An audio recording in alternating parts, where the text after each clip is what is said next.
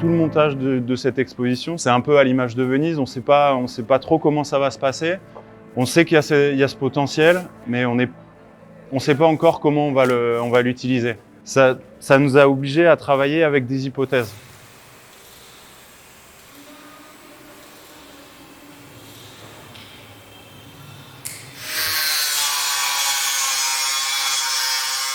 Toute cette partie-là de la prod, ça a été un peu comme préparer un repas dans une cuisine qu'on ne connaît pas. On ne connaît pas l'équipement, on ne sait pas où sont les couverts.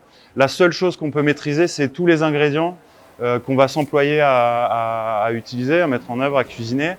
Donc voilà, sur des sujets assez anecdotiques, il y a des solutions qui se sont trouvées, soit parce que ça avait été, c'était compris dans nos hypothèses de travail, soit parce qu'on avait conservé une certaine liberté dans les points qu'on ne maîtrisait pas du tout.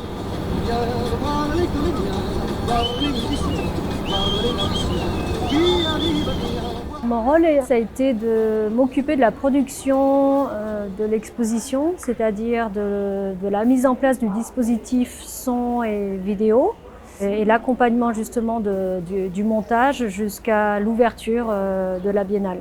Donc ça a commencé d'abord par le choix en fait, de tout le matériel, le choix aussi par rapport aux personnes, c'est-à-dire aux compétences qu'il fallait ramener dans le projet, donc des sonorisateurs, des régisseurs vidéo. Et après, ça a été cette mise en place logistique très compliquée et très particulière depuis 1 an, c'est-à-dire en pleine pandémie, où là, ça a été vraiment quelque chose d'inédit. Il a fallu s'adapter, il a fallu improviser. Il y a des choses très positives qui se sont passées, par exemple la livraison. On ne savait pas du tout comment ça allait se passer et finalement ça a été ultra simple. On a chargé le matériel sur un bateau. Au début, les gars qui chargent le matériel mettent des bâches. On se dit « Ah non, c'est dommage, on voudrait faire des plans du transbordement, qu'on voit le matos ». On fait la traversée Mestre jusqu'à Venise, des vagues de partout, du vent de partout, de l'eau de partout. Là, tu dis « Ah ouais, ok, ces gars-là, ils mettent des bâches, ils savent pourquoi ».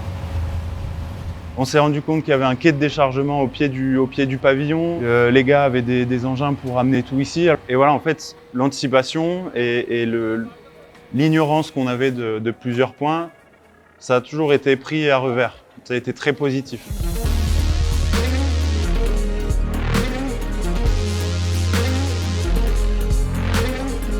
En 2019, la scénographie du pavillon japonais, c'était des grands cadres en métal sur lesquels étaient affichées des photographies sur roulettes.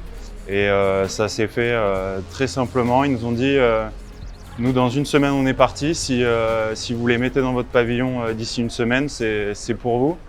Ça nous a permis de faire le grand cadre qui est fixé sur les colonnes à l'entrée du pavillon.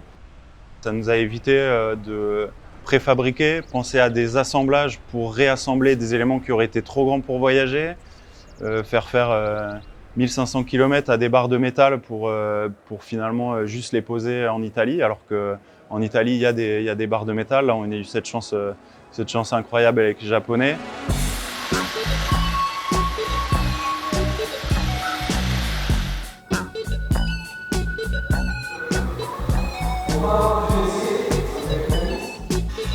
Chaque personne qui a été intégrée au projet avait une compétence extrêmement précise, extrêmement ciblée. Ce qui fait que du point de vue du langage, au tout début, on s'est réunis autour d'une table, mais on ne savait pas trop encore comment on allait communiquer tous ensemble. Et vraiment, moi, ce que j'ai adoré tout au long de cette année et demie, on a uniquement créé des terrains d'entente. En fait, on a recréé une structure éphémère pour réussir à tous s'entendre et finalement répondre aux contraintes qu'on nous donnait d'un point de vue technique pour la production de l'expo.